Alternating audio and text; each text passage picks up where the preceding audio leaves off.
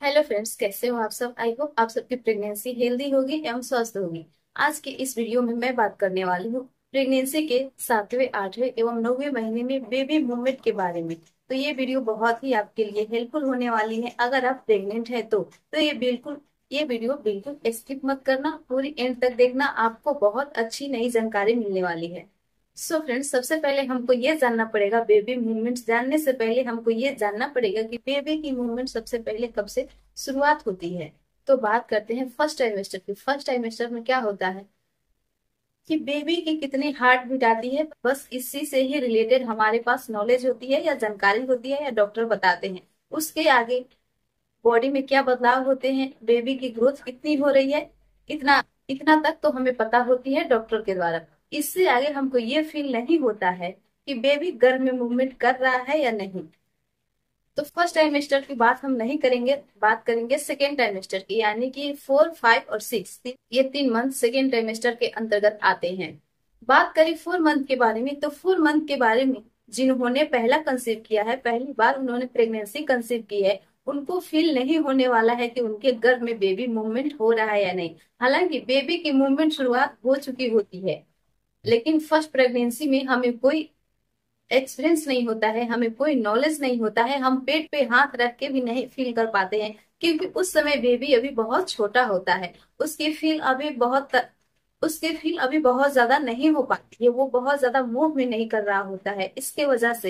Fourth इसके वजह से 4th महीने में हमें बेबी मूवमेंट का फीलिंग नहीं आती है। बात करते हैं 5th महीने की। 5th महीने में बेबी के मूवमेंट थोड़ा सा एक्टिव हो जाता है। बेबी उस समय थोड़ा सा बढ़ जाता है, हेल्दी हो जाता है। उस समय उसका वेट भी बढ़ जाता है, ग्रोथ भी अच्छे तरीके से हो रहा होता है, बेबी की लंबाई भी बढ़ चुकी होती है। और साथ इतना बेबी में ग्रोथ होने पर आपका पेट तो ऑब्वियसली बढ़ेगा ही। तो इसके चलते अगर फर्स्ट बार आपने प्रेगनेंसी कंसीव किया है तो हो सकता है कि आपको फील हो सके। अगर नहीं हो रहा है तो घबराने वाली कोई बात नहीं है। आप डॉक्टर से एक बार चेकअप कीजिएगा। बेबी मूवमेंट या बेबी धड़कन सुनने वाली मशीन होती है। जैसे ही आपके पेट पे एक चिपचिपा पदार्थ सा दवा आता है, उसे लगाकर उस मशीन के द्वारा आप बेबी की मूवमेंट की आवाज सुन सकते हैं, बेबी की धड़कनें सुन सकते हैं। ये प्रोसीजर कब होता है? जब आपको फील नहीं होता है कि बेबी मूव कर रहा है या नहीं कर रहा है। क्योंकि फर्स्ट प्रेगनेंसी में हमें कुछ भी पता नहीं होता है, जो भी हम बाहरी वातावरण से सुने होते हैं बस उतना ही होता है। सुनने में और आजमाने में दोनों में बहुत फर्क होता है। इसलिए डॉक्टर के पास आप जैसे ही जाते हो, डॉक्टर ये पता करने के लिए पूछते हैं कि क्या आपका बेबी मूवमेंट हो रहा है, बेबी की मूवमेंट फीलिंग आपको हो रही है। आपको कुछ भी आइडिया नहीं रहता है, तो इसी वजह से वो दवा लगाकर मशीन से चेक कर पाते हैं। आपको भी धड़कनें सुनवाते हैं और खून भी सुनते हैं। तो इस तरह से हो पाती है। धीरे धीरे आपको 5वें महीने के एंड में आपको बेबी की मूवमेंट फील होने लगती है। बेबी की मूवमेंट जो है, कभी कभी आराम से आप बिस्तर पर लेटे रहने पे आप अपने टमी पे हाथ रख के फील कर सकते हैं कि बेबी का मूवमेंट एकदम धीरे धीरे से फील हो पाएगा। बेबी बहुत ज्यादा पूरे करवट नहीं बदल पाता है, उस समय बेबी थोड़ी सी हाथ पैर को ही मूव कर पाता है। तो उस समय इतने ही आपको फीलिंग महसूस हो पाती है। बात करें प्रेगनेंसी के 6ठे महीने के बारे में, तो 6ठे महीने प्रेगनेंसी का आधे से ज्यादा समय निकल चुका होता है। उस समय प्रेगनेंसी आपको अच्छे से एंजॉय करनी चाहिए और करनी होती है, क्योंकि 6ठे महीने प्रेगनेंसी का जो होता है ना, ओवरऑल कह सकते हैं प्रेगनेंसी का जो सेकेंड ट्राइमेस्टर होता है, गोल्डन पीरियड होता है प्रेगनेंसी का। वो हर माँ को पता होता है, फील दिलाता है कि उनके गर्भ में बच्चा आ चुका होता है। उस समय बच्चे की मूवमेंट फील कर पाती है, अपने बच्चे के अंदर होने का एहसास फील कर पाती है। तो ये इसीलिए कहा जाता है कि फर्स्ट ट्राइमेस्टर प्रेगनेंसी का ये गोल्डन पीरियड होता है।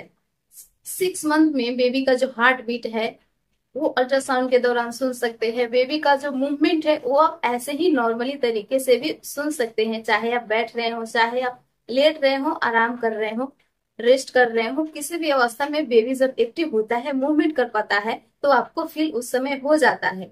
बात करें अब 7वें महीने के बारे में, तो 7वें महीने में क्या होता है, बेबी का ग्रोथ बहुत तेजी से हो रहा होता है। इस स्टेज पे बेबी का वजन जो है बहुत तेजी से बढ़ रहा होता है। इस स्टेज पे आपको फुल न्यूट्रिशन भरपूर मात्रा में लेने की आवश्यकता होती है, क्योंकि आपके बॉडी और आपके बच्चे को दोनों दोनों को बहुत ही फुल मात्रा में न्यूट्रिशन की जरूरत होती है, क्योंकि अच्छे प्रकार से बेबी का वेट बढ़ सके। तो वेट जब बेबी का बढ़ेगा तो बेबी का ग्रोथ जो है बहुत अच्छे तरीके से होगा, बेबी हेल्दी होगा। और बेबी जब जब मूवमेंट करेगा आप फील कर पाएंगे। इससे माँ के अंदर जो एहसास होती है, ममता जो होती है, बहुत जाग उठती है। जो माँ बन चुकी है पहली बार, वो इन बातों को महसूस कर पाएंगी और फील भी कर पाएंगी। इस समय बेबी लात मारना शुरू कर देता है, सर गोल गोल घुमाना शुरू कर देता है। आप बाहर से भी हाथ रख के ये फील कर सकते हैं कि बेबी का सर कहाँ है, बेबी का पैर कहाँ है। इतना तक तो फीलिंग आपको आने लगेगी। जिस एरिया में आपको भारी महसूस होने लगेगा, आप ये फील कर पाएंगे कि उस एरिया में बेबी का सर है। और जिस एरिया में बहुत ज्यादा मूवमेंट महसूस हो रहा होगा, उस एरिया में आप ऐसा फील करेंगे कि बेबी का हाथ पैर है, उस एरिया में बहुत ज्यादा वो हाथ पैर मार रहा है। बात करें प्रेगनेंसी के 8वें महीने में, उस समय एक ऐसा पीरियड होता है कि थोड़ी थोड़ी हमें प्रेगनेंसी में कॉम्प्लिकेशन आने शुरू हो जाते हैं, क्योंकि 8वें महीने से बेबी जो है सर अपना नीचे करना शुरू कर देता है अपने मूवमेंट के साथ। हालांकि बार बार बेबी सर नीचे करता है, मूवमेंट के दौरान बेबी कितनी बार अपने सर नीचे कर चुका होता है, लेकिन फिर अपना सर इधर उधर कर लेता है। लेकिन जब 8वें महीने के लास्ट पीरियड आता है, उस समय बेबी का सर पेल्विस एरिया में जो है फिक्स होने लगता है। वो मूवमेंट से भी बेबी ओवर नहीं कर पाता है, क्योंकि पेल्विक एरिया में फिक्स होने का मतलब ये है कि आपकी नॉर्मल डिलीवरी का प्रोसीजर जो है बेबी ने शुरू कर देता है। ये फिजिकली तौर पे अपने आप जो है शुरू हो जाता है, नॉर्मल डिलीवरी की क्योंकि टाइम ऑलरेडी पूरी होने वाली है डिलीवरी के लिए। इसलिए बेबी भी अपना डिलीवरी के प्रोसीजर जो है शुरू हो जाता है उसके साथ।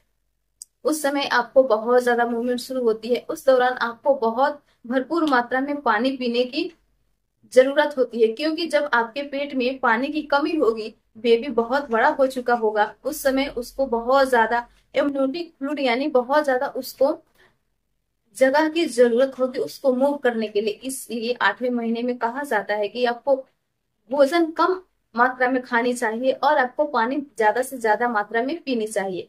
इससे बेबी का मूवमेंट बहुत अच्छे तरीके से होता है और ग्रोथ भी अच्छे तरीके से होता है। साथ ही साथ बेबी का दिमाग भी इम्प्रूव होता है, क्योंकि कहा जाता है कि जैसे ही बच्चे पैदा होते हैं, उसके 6 या 7 मंथ के बाद हमें उसको ऊपरी आहार देना स्टार्ट कर देते हैं। तो उस समय कहा जाता है कि पहले लिक्विड पदार्थ लिक्विड पदार्थ बेबी को देनी चाहिए। ज्यादा से ज्यादा आप पानी दे सकते हैं या लिक्विड में जो भी आप दे सकते हैं उसे देना चाहिए। इससे क्या होता है कि बेबी के हेल्थ पर बहुत ज्यादा असर करता है, बेबी के दिमाग पर ये बहुत ज्यादा असर करता है। दिमाग को इम्प्रूव होने में फुल्ली लिक्विड चीजों की जरूरत होती है, कि लिक्विड चीजें बहुत ज्यादा बॉडी में बहुत जल्दी एब्जॉर्ब हो जाते हैं, पच जाते हैं, उससे डाइजेस्ट होने में टाइम नहीं लगता है। इसलिए 8वें महीने में बेबी का दिमाग का जो स्तर है यानी कि डेवलप शुरू होता रहता है। इसलिए बहुत ज्यादा पानी पीने की आपको जरूरत होती है। तो आप भरपूर मात्रा में पानी पीते रहिए और अपनी प्रेगनेंसी को एंजॉय करते रहिए। बात करते हैं प्रेगनेंसी के 9वें महीने में, यानी कि लास्ट महीने में, लास्ट मंथ में, लास्ट ट्राइमेस्टर में। इस समय क्या होता है, प्रेगनेंसी के 9वें महीने जैसे ही लगता है, पहली सप्ताह तो बहुत ही नॉर्मली आपका निकल जाता है। जैसे ही दूसरी सप्ताह यानी दूसरी वीक लगती है, उस समय बेबी का मूवमेंट थोड़ा सा स्लोली स्लोली हो जाता है, क्योंकि बेबी अब मेच्योर हो चुका हुआ है। क्योंकि बेबी अब पूरी तरह से मेच्योर हो चुका है, उसे बर्थ का समय आ चुका है, उसे अपने बर्थ के लिए तैयारी करनी पड़ती है। इसलिए बेबी का जो है सर नीचे आ चुका होता है, इसलिए बहुत ज्यादा कॉम्प्लिकेशन और भी हो जाती है प्रेगनेंसी में। इस समय आपको बॉडी में कई तरीके से पेन भी हो सकते हैं, कभी कमर में पेन हो सकते हैं, कभी आपको पेल्विस एरिया में पेन हो सकते हैं, कभी आपको चलने में दिक्कत हो सकती है, कभी आपको रेस्ट करने में भी दिक्कत हो सकती है। क्योंकि 9वें महीना जो है हम ओवरऑल कह सकते हैं क्रिटिकल मंथ होता है। इसमें आपके बेबी का डिलीवरी कभी भी हो सकती है, इसलिए 9वें महीने में आपको बहुत ही केयरफुल रहने की जरूरत होती है। इस समय बेबी का मूवमेंट स्लोली हो जाता है, क्योंकि बेबी जो है सर अपना नीचे कर लिया होता है और हाथ पाव जो बेबी का होता है ऊपर होता है। इसलिए थोड़ा बहुत मूवमेंट जो करता है वो हाथ पाव से करता है, सर इस समय घुमा नहीं सकता। आप फील कर पाएंगे कि सर नीचे हो जाता है, उस समय आपको नीचे वाली एरिया पे बहुत ज्यादा प्रेशर पड़ता है, भारी भारी महसूस होता है। आपको लगता है कि उस जगह एक बॉल के आकार का बहुत ज्यादा हमेशा प्रेशर देते रहता है, बार बार आपको यूरिन जाना होता है। तो ये सब प्रक्रिया होती है बेबी मूवमेंट के लिए। आई होप वीडियो आपको अच्छे से समझ में आई होगी। वीडियो पसंद आई होगी तो चैनल को सब्सक्राइब जरूर कीजिएगा, वीडियो को लाइक जरूर कीजिएगा। Thank you for watching my video.